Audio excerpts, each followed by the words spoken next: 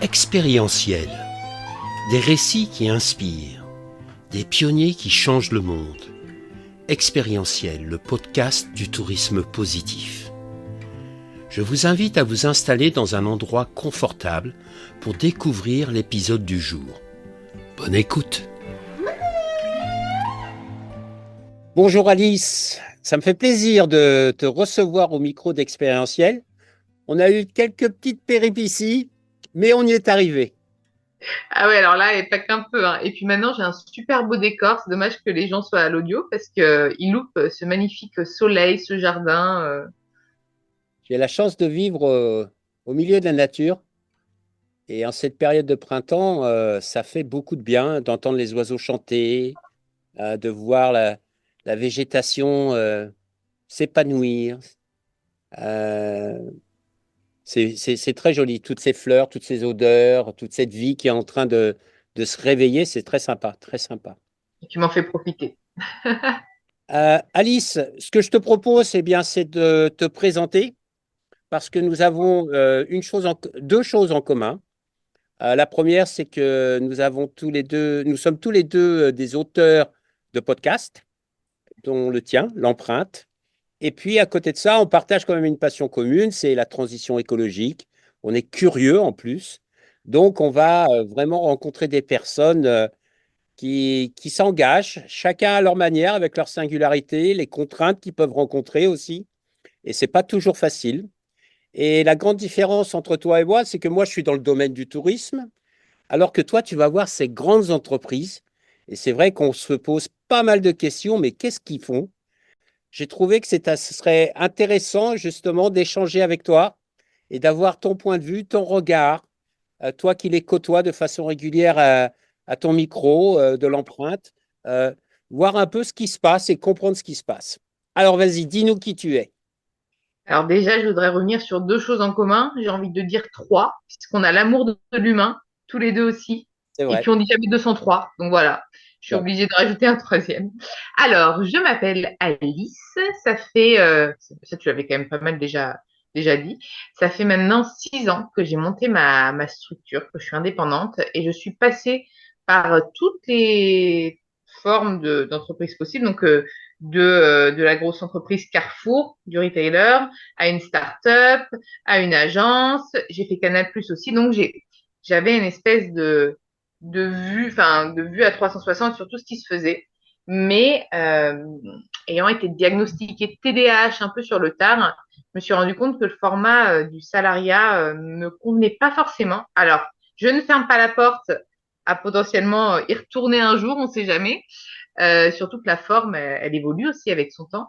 Mais voilà, j'avais besoin de créer moi-même ma propre structure. Alors pourtant j'avais jamais eu l'idée ni l'envie d'être entrepreneur, hein. C'est venu comme ça. Donc voilà, donc c'était il y a 6 ans. Et puis au tout début, j'ai vendu tout ce que je savais faire, parce que moi je suis issue d'une formation en digital. J'ai fait l'ESCA à Angers. Et je me suis spécialisée en web marketing. Et donc, moi, ce que je savais vendre, c'était mes compétences, mon expertise sur le digital. Le poste, d'ailleurs, que j'occupais chez Carrefour, à la base, c'était un poste sur la digitalisation que j'ai transformé moi-même en poste sur la RSE et le digital, parce que bah, c'est là-bas, d'ailleurs, que j'ai pris conscience du gaspillage alimentaire. Pas forcément un que de Carrefour, hein, tous les grands retailers gaspillent, j'allais dire gaspiller, mais je pense que c'est toujours d'actualité malheureusement, énormément. Et j'avais besoin d'agir plutôt que de faire que du digital. Et donc c'est comme ça que, bah, sur un coup de tête, j'ai demandé à Bertrand Zwiderski, le responsable RSE de Carrefour, de le rejoindre. D'abord, il m'a dit mais on peut pas. Et puis après, il a vu que c'était quand même assez intéressant, parce que c'est Bertrand, pour revenir sur lui brièvement, parce que c'est quand même lui qui m'a formé et qui m'a donné l'envie de faire de la RSE. C'est un homme d'action qui m'a toujours dit qu'il préférait agir plutôt que de parler de ce qu'il faisait. Sauf qu'à l'époque, c'était lui qui avait voté en premier pour le lait. C'est qui le patron? Je sais pas si tu vois quel est ce lait. C'est le lait qui rémunère au juste prix les producteurs laitiers. Donc en fait, c'est qui le patron? C'est Nicolas Chaban qui a monté cette startup. D'ailleurs, c'était mon premier invité dans l'empreinte, Nicolas Chaban. Cette startup, oui, c'est toujours une startup, je crois. Je sais plus. Je pense que depuis le temps, c'était plus une startup. Et, euh, qui permettait de rémunérer au mieux les agriculteurs. Hein. Globalement, c'est quand même un sujet d'actualité. Et Bertrand a été OK pour mettre en rayon ses produits. Et moi, je lui dis, oui, mais il faut qu'on parle de ça, en fait. Il faut, entre greenwashing et, et manque de transparence, finalement, sur ce que l'on fait, et non-communication, il y a quand même tout un écueil. Donc, il faut qu'on arrive à informer les consommateurs sur ce qui se fait de bien. Bien sûr qu'il y a plein de choses qui sont perfectibles. Et donc, voilà. Et c'est comme ça que j'ai commencé à faire Digital RSE et que j'ai commencé à comprendre l'enjeu pour ces grandes entreprises de communiquer sur ce qu'elles faisaient en matière de RSE, donc RSE, responsabilité sociale et environnementale de l'entreprise, puisque souvent et de plus en plus, elles sont taclées de greenwashing quand elles communiquent. Donc, il y a tout, c'est vraiment, c'est comme un funambule sur sur sa petite corde, savoir comment on va communiquer et faire savoir ce que l'on fait sans tomber dans l'écueil de vendre ses produits sur ses engagements en matière d'écologie et sur les sujets sociaux. Donc voilà. Et très vite, au bout d'un an, Bertrand me faisait comprendre que j'avais sans doute potentiellement pas mal de choses à faire en dehors, parce que j'étais assez suivie sur les réseaux sociaux. Et je me suis lancée. Voilà. Et d'abord, j'ai vendu du digital. Et très vite, il y a Bababam, donc le studio qui co-crée l'empreinte avec moi, qui me suivait. Donc, c'est pas Bababam qui est venu me voir, c'est Pierre Orlac, le fondateur de Bababam, qui est venu me voir et qui m'a dit, écoute Alice, j'aimerais bien lancer un podcast avec toi. Donc nous, il venait de créer Bababam, son studio de podcast, qui est aujourd'hui le studio le plus écouté de France, là depuis plusieurs mois sur les podcasts. Ils ont plein de formats, donc c'est vraiment une super chouette agence de podcast. Et on a monté l'empreinte il y a 5 ans. Ensemble. Donc au tout début, si on écoute les premiers épisodes, on voit que je savais pas du tout, j'avais pas du tout l'art de l'interview. Je parlais beaucoup, je coupais beaucoup la parole, parce que j'avais envie de tout. Tu vois, là d'ailleurs, je te fais un monologue depuis au moins 10 minutes, donc j'ai tendance à parler beaucoup. Donc c'était compliqué pour moi comme exercice. Et puis voilà, aujourd'hui, ça va faire 5 ans que l'empreinte est là. Et c'est un chouette podcast. Est-ce que tu veux peut-être me poser une autre question? Parce que sinon, ça fait tunnel.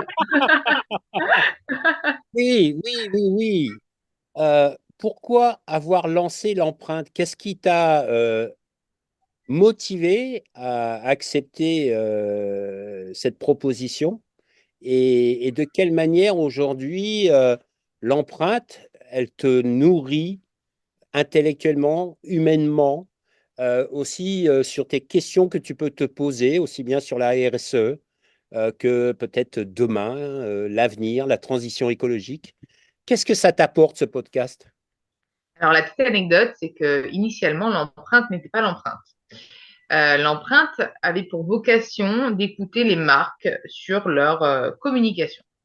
Et Pierre m'avait donné carte blanche pour interviewer comme je le souhaitais les personnes. C'est-à-dire que j'avais pas de questions préécrites, j'avais pas, mais il fallait que j'essaye de comprendre comment ces chefs d'entreprise étaient devenus chefs d'entreprise, etc. C'est vraiment purement business.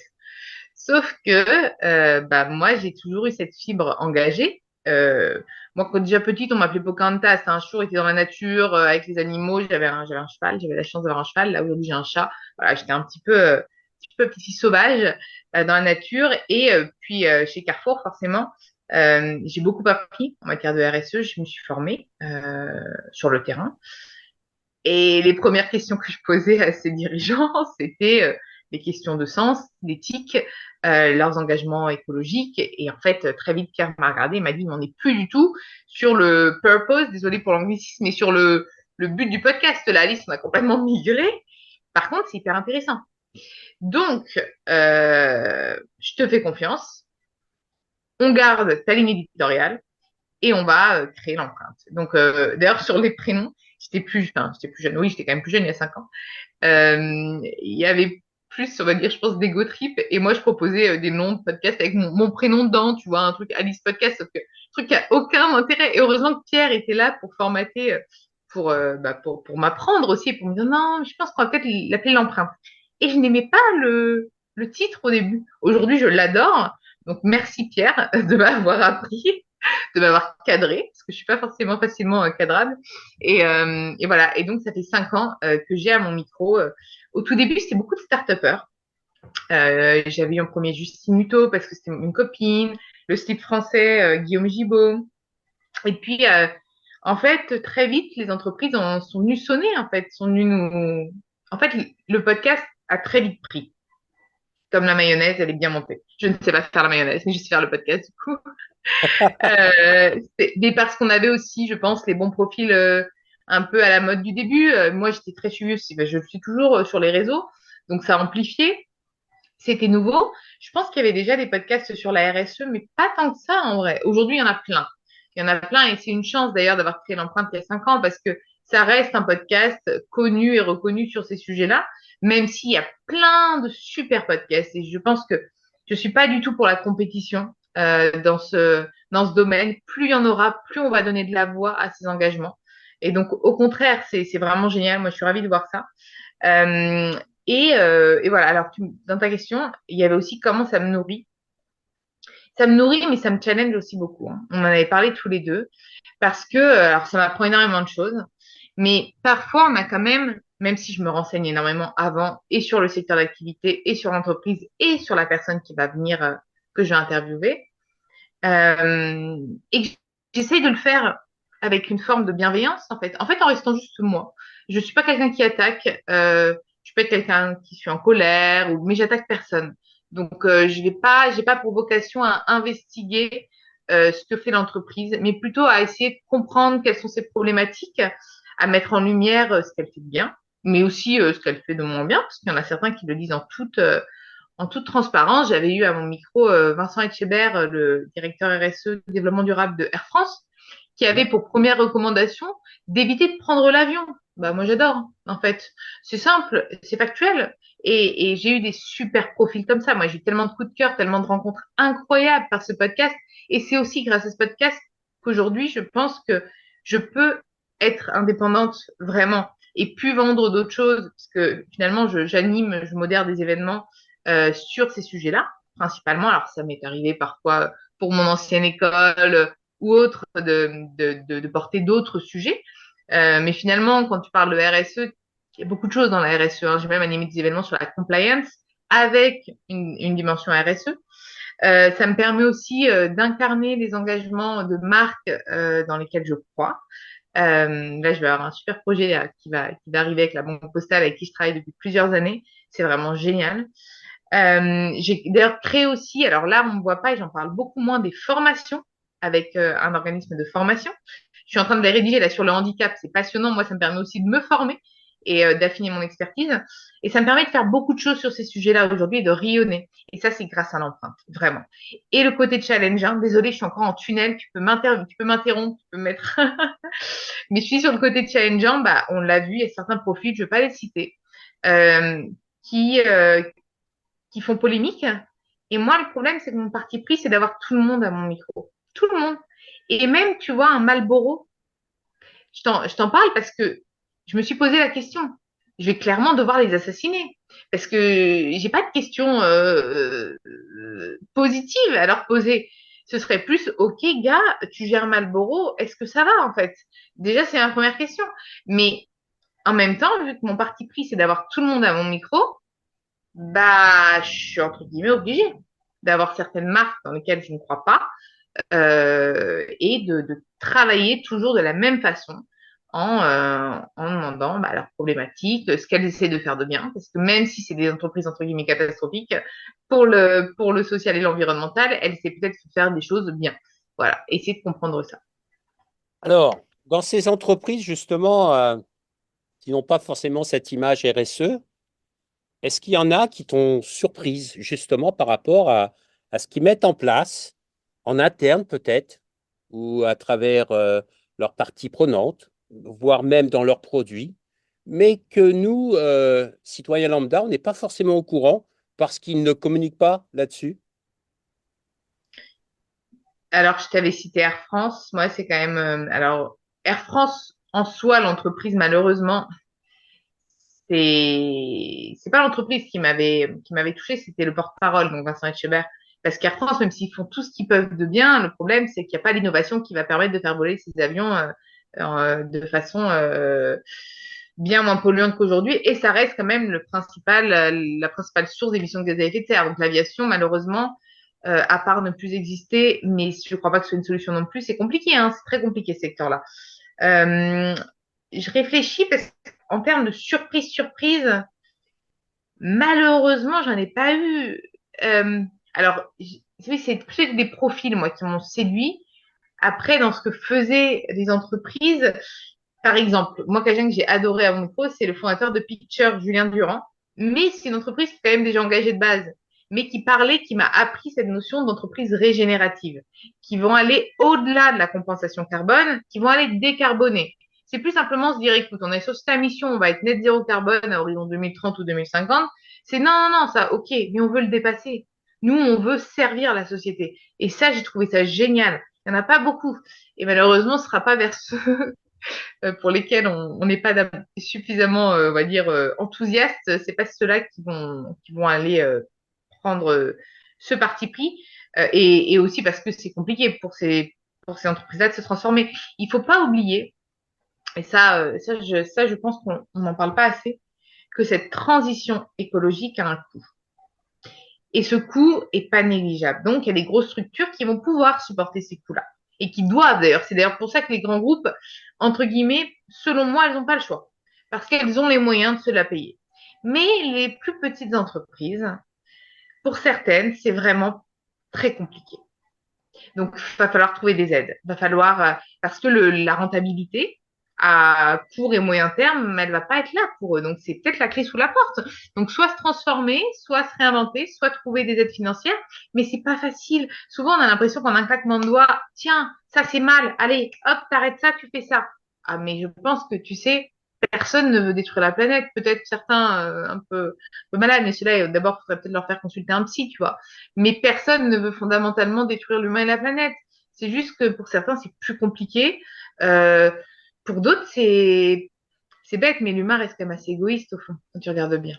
On l'est tous un petit peu.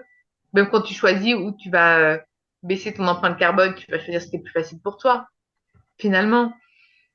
Est-ce que, au lieu de culpabiliser les gens, on devrait plutôt mettre en avant ces initiatives?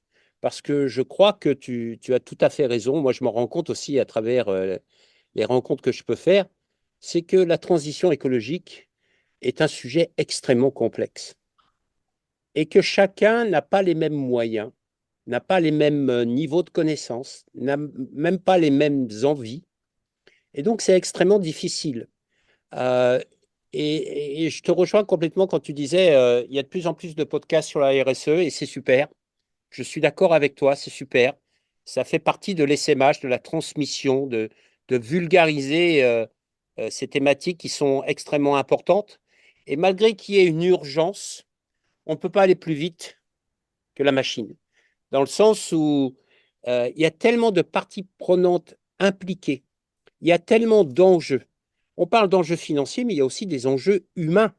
Alors oui, évidemment, les dérèglements climatiques et les impacts des dérèglements climatiques sur les migrations des personnes, on l'a vu en France, des gens qui ont tout perdu dans le Pas-de-Calais, etc. Mais ce que je veux dire, ce n'est pas simple à résoudre. C'est une véritable équation qui est compliquée. Ma question par rapport à ça, c'est est-ce que tu penses, comme moi, que au lieu de continuer à montrer du doigt ceux qui ne font pas ou à culpabiliser les gens, il vaudrait mieux pas réinitier cette notion de dialogue, de conversation, d'échange, de coopération entre nous pour justement partager ces pratiques, ces initiatives qu'on met en place qui sont sûrement pas parfaites, certes, mais elles ont le mérite d'exister et de mettre toute cette intelligence qui est en mouvement aujourd'hui. Parce qu'on est intelligent, la race humaine, l'espèce humaine est intelligente. Comment toi, tu imagines ça?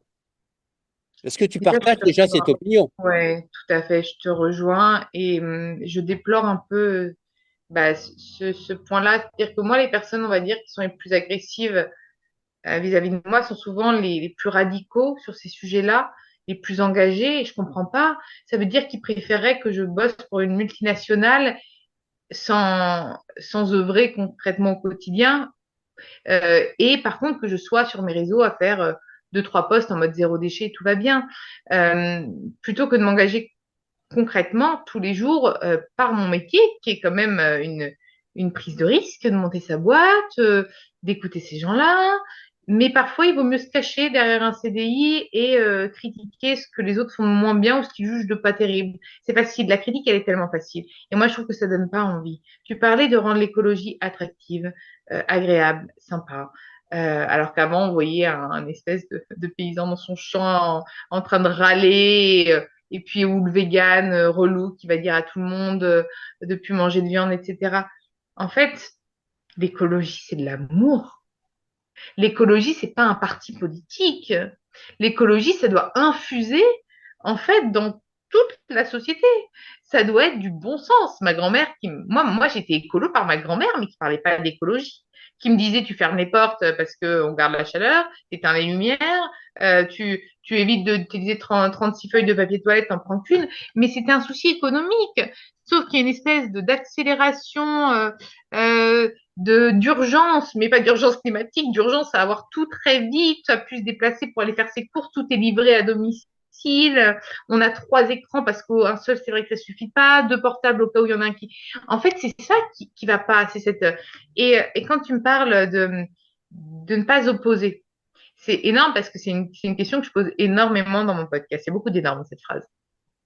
Quand il y a une entreprise qui va me dire ouais, on a une super innovation, pour ne pas la citer, moi ça me je vais citer l'exemple, mais sans citer l'entreprise, parce que forcément, je n'ai pas approuvé spécialement sa réponse. L'entreprise avait fait une super innovation qui permettait d'affiner, tu vois, le verre de ses bouteilles. Parce que le problème aujourd'hui des bouteilles en verre, c'est que pour le transport, eh ben, forcément, ça pèse plus lourd, donc c'est plus polluant, etc. Ça, on pense pas à tout ça hein, quand on parle du verre versus le plastique. Sauf que tu vas dire, ouais, ben alors c'est plus fin, mais ça va plus se casser. Ben non, son innovation permettait d'avoir une bouteille tout aussi incassable, beaucoup plus fine, donc beaucoup moins lourde, donc tu pouvais en transporter plus en même temps. Bref, c'était vraiment génial. Et je vous dis, mais waouh! Donc ça va pouvoir résoudre beaucoup de problèmes, notamment sur l'emballage. Est-ce que vous avez mis cette innovation en open source? Bah, pour que tout le monde puisse en profiter. Ah bah non, parce que vous savez, bah, je dis, mais quel est l'intérêt de proposer ce truc qui est génial si vous en faites pas profiter tout le monde? Et j'ai pas eu de réponse, en fait. C'est pour ça que dans mon podcast, je pose quand même les questions. Et c'est pas, je lui ai pas dit, mais vous êtes des gros connards. Je lui ai dit, mais pourquoi, en fait? On doit sauver la planète, là. Donc là, votre truc, c'est trop stylé. Et puis au pire, c'est même de trouver des solutions. Au pire, vous faites payer, je sais pas, un truc, mais mettez ça accessible à tout le monde. Vous êtes une grosse entreprise, vous avez eu les moyens pour investir dans cette innovation. C'est là qu'on attend les entreprises aujourd'hui. C'est qu'elles innovent, qu'elles permettent aussi de financer ces startups qui innovent, ces pépites. C'est grâce à elles d'ailleurs. D'ailleurs, les startupeurs te parleront pas souvent en mal de ces grosses entreprises qui financent, qui les financent, qui leur permettent d'exister. Faut pas tout opposer en fait. Faut co-créer. Et il faut quand même, c'est pour ça que moi je suis pour le rôle de tous les activistes, comme Camille Etienne, comme Hugo Clément, qui vont aller sur le terrain pour voir quand même ce qui se fait pas bien. Parce que c'est bien de valoriser ce qui se fait bien, donc ça c'est moi, c'est mon métier. Mais c'est bien aussi d'aller voir concrètement ce qui va pas en fait, tu vois, d'aller. J'avais une expression qui me venait en tête, mais c'est pas du tout ça, donc je vais pas te la, la dire. Mais en fait, il faut tous ces activistes. Il faut que tout le monde soit là. Il faut pas les opposer. Il faut pas se dire, tiens, là, t'as été trop fort. On peut challenger, on peut parler, bien sûr, entre nous, etc. Pour moi, si on me dit, écoute, Alice, là, t'as été trop sympa avec ce retailer, machin. Nous, on n'est pas d'accord. J'entends, je comprends. Mais il faut pas être agressif. Il faut le faire aussi avec bienveillance, tu vois. Oui, parce que quand tu parles d'amour, l'amour, c'est pas dans la violence. Alors, il y en a qui le font peut-être, Ah, mais et la passion. T'as la passion. Là, c'est l'amour ah, passionnel. voilà, Là, t'es c'est passionnel, tu as raison. un Ah, bélier en gémeaux, quoi. mais c'est vrai, quoi. L'amour, c'est le respect de l'autre, c'est le respect de soi, c'est aussi, comment dire, un travail de tous les jours.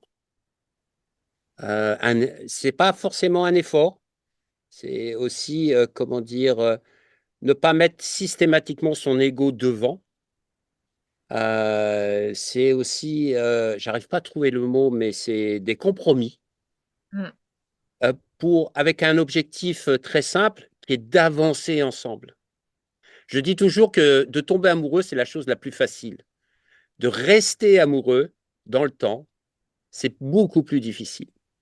Et De faire évoluer cet amour qui change. Ça, exact. tu vois, c'est pareil, c'est très beau ta métaphore parce que pour le métier, et pour la mise en avant, on va dire, de ces engagements, c'est exactement la même chose. On a le droit de se tromper, hein. Moi, beaucoup de fois, j'étais en train de me dire, mais ça, je fais plus, ça, je fais, je vais peut-être être un peu plus dur. Là, on va avoir, bon, c'est un petit teasing, mais je pense qu'on va un peu repositionner l'empreinte. On va plus le tourner vers les jeunes. Parce que bah, j'ai la chance d'avoir ces PDG, j'aimerais bien qu'ils puissent s'adresser aussi aux jeunes générations qui vont prendre la relève parce qu'on les attend. On a besoin d'eux. Donc voilà, donc quand tu dis c'est des compromis, c'est savoir se remettre en question, savoir aussi comprendre qu'on va pas toujours être à ce même niveau. Parfois, moi j'en ai ras-le-bol, ça m'arrive aussi de baisser les bras et de me dire, mais en fait j'arrête. Ou parfois de virer complètement d'un bord à l'autre en me disant, là il me saoule, ou là ça me saoule. Et c'est normal, on est humain. Si tout était lisse et constant, bah, je crois qu'on serait des robots. Bon, on va peut-être le devenir, hein, vu les innovations qui émergent, ça fait peur. Mais tu vois, je pense qu'il faut être OK et faut le faire avec bienveillance. Il faut se donner autant d'amour qu'on en donne aux autres, hein. Ça, Et puis si on revient à la nature, faut s'inspirer de la nature. La diversité, la singularité, l'interdépendance sont des éléments, des principes de la nature qui existent. Pourquoi on serait différent? bah, parce que l'humain, comme tu parlais, tu l'as très justement dit, tu as parlé d'ego. Et on en a, c'est ce qui fait aussi qu'on est humain, hein. Le premier qui dit qu'il n'a pas d'ego, c'est déjà qu'il en a. Parce que ne pas en avoir, c'est peut-être ne pas en avoir conscience. Mais je pense que, et puis il nous sert aussi parfois cet ego, hein. Faut pas lui cracher dessus. Mais tu sais, c'est comme on parlait justement tous les deux en off sur l'excès. C'est comme tout, c'est la modération finalement. Faut réussir à être modérément amoureux, modérément passionné, modérément engagé. C'est horrible de dire ça, on aimerait être engagé jusqu'au bout, mais il n'y a pas de perfection parce que, tu vois, je parlais à des personnes qui étaient véganes, zéro déchet, etc. Elles en sont devenues complètement malheureuses parce qu'elles se sont isolées, elles devenaient hyper rancunières, enfin pas rancunières, c'est pas le mot, hyper en colère vis-à-vis des autres qui n'étaient pas assez en fait, puisque personne n'était autant qu'elles. Et en fait, elles ont abandonné, elles ont tout relâché. Alors, il y en a d'ailleurs qui ont fait comme, tu sais, comme l'élastique, qui était tellement tendu que du coup, ils sont allés manger des côtes de bœuf. Mais parce qu'en fait, c'était trop. On n'a pas besoin de tout cette végane. Juste simplement réduire sa consommation de viande, moins prendre l'avion. Si déjà tout le monde, tout le monde, c'est vraiment tout le monde, diminuer cette consommation de viande, prenez beaucoup moins l'avion parce que l'avion, c'est vraiment encore la plaie. Ces jets privés, là, désolé, je parle du gouvernement, mais ça ne va pas du tout de ne pas les taxer. Il y a encore beaucoup de choses à faire. Il y a énormément de choses à faire. Mais je pense que chacun à son échelle euh, doit le faire. Tu sais, on parle de société. Aujourd'hui, quand tu vas travailler, on a un côté un peu auto-centré, l'humain. On a l'impression qu'on gagne et qu'on va travailler pour gagner des sous pour soi. Mais en fait, on va travailler aussi pour construire cette société. Puisque ceux qui réparent les routes, ils nous permettent de rouler, ils nous permettent d'aller travailler pour nourrir les uns les autres. On est des animaux sociaux, on travaille en communauté. Donc en fait, que chacun fasse un petit geste, c'est aussi pour les autres. Et ça, on l'oublie de plus en plus. J'ai l'impression que l'humain arrive à survivre grâce aux autres. Tout seul, il peut pas survivre, hein. Il peut rien faire. Et il faut y repenser à tout ça. Tout à fait. Et puis tu regardes, quand on revient à l'amour, il y a eu des tests qui ont été faits avec des plantes. Une plante qu'on mettait de côté et qu'on ignorait complètement, et une plante avec qui on passait du temps, on s'occupait d'elle, etc. Le développement de cette plante était nettement supérieur à l'autre qui était retirée sur elle-même, toute triste. Et je suis d'accord avec toi, l'amour est quelque chose d'important. On n'en parle pas assez parce qu'on pense que c'est un mot un peu ringard. Tu vois, je veux dire, un peu rêveur, romantique. Mais le romantisme, c'est pas mal, c'est pas mauvais pour la santé en tout cas. Moi, j'adore. Une Ah, bonne comédie romantique et ça repart, hein.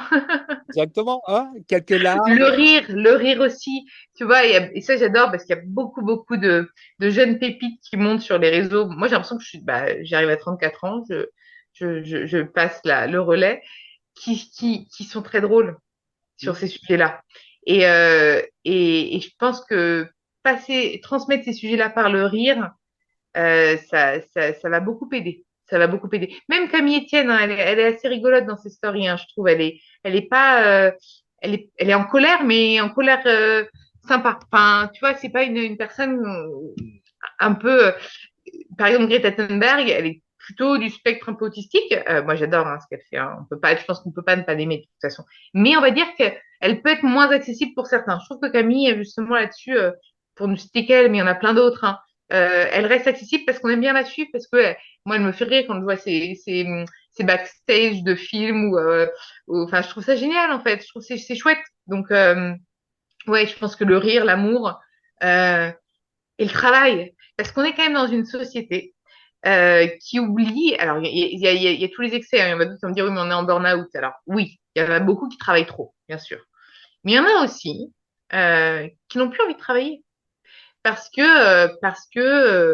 je l'entends en fait de plus en plus, parce qu'ils préfèrent avoir du temps pour eux. Tu sais, on parle beaucoup de développement personnel. C'est bien le développement personnel, c'est bien de s'aimer. C'est primordial. Mais il faut pas non plus trop s'aimer, ne penser qu'à soi toute la journée. C'est vraiment l'un des biais de ce développement personnel. Et je te le dis parce que je suis passée par là aussi. Hein. Moi, j'ai tout testé les extrêmes. J'ai fait le burn-out, le bored-out, le développement personnel où je suis passée dans un espèce d'ego trip narcissico, je sais pas quoi, où mon temps, ma vie, ma liberté. Oui, bien sûr. Mais bon, mais c'est bien. Je pense que c'est bien de se tester. C'est l'humain aussi qui va aller un peu explorer tout ça. Donc, il faut le faire, quoi, l'explorer. Mais il faut aussi penser que bah, on est une société. Chaque action, c'est aussi pour les autres. C'est pas que pour soi, en fait.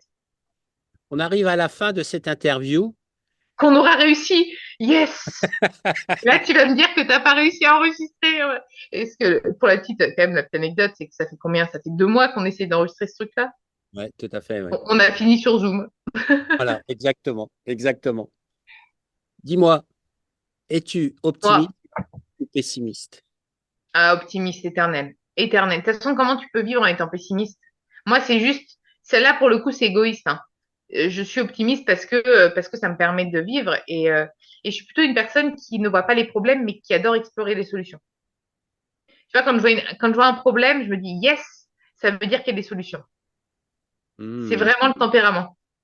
Euh, J'espère que ça va rester parce que c'est chouette, j'ai cette chance-là. Donc, Et ça rejoint un peu aussi, je veux dire, la ligne éditoriale de tes podcasts, c'est que tu t'orientes vers les problèmes, mais tu demandes aussi quelles sont les solutions et quelles sont les solutions que les entreprises apportent aux problématiques qu'elles rencontrent. tout à fait, tout à fait. Maintenant, tu as une énergie incroyable, ok? Il y a des moments où tu dois être épuisé.